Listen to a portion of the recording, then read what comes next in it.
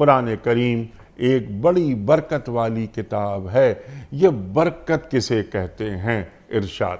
انیق صاحب، آج کی گفتگو کے لیے جس آیت کا انتخاب کیا گیا ہے، آپ کے بقول کہ یہ واقعتاً اگرچہ بہت چھوٹی آیت ہے لیکن مضامین کے لحاظ سے بہت اہم ہے۔ اللہ اکبر۔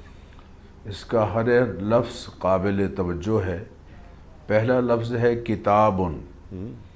یہ کامن ناؤن ہے، نکرہ ہے، اور عربی میں نکرہ کبھی قلت کے اظہار کے لیے آتا ہے اور کبھی کثرت اور عظمت کے اظہار کے لیے آتا ہے۔ سبحان اللہ۔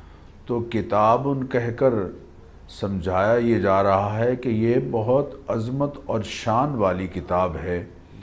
وَإِنَّهُ لَكِتَابٌ عَزِيزٌ، یہ غالب آنے والی کتاب ہے۔ لا يأتيه الباطل من بین یدیہ ولا من خلفہ، اس کے آگے پیچھے سے اس میں باطل شامل نہیں ہو سکتا۔ تنزیل من حکیم حمید، یہ لائق حمد و ثنا حکمت والے اللہ کی طرف سے اتاری گئی کتاب ہے۔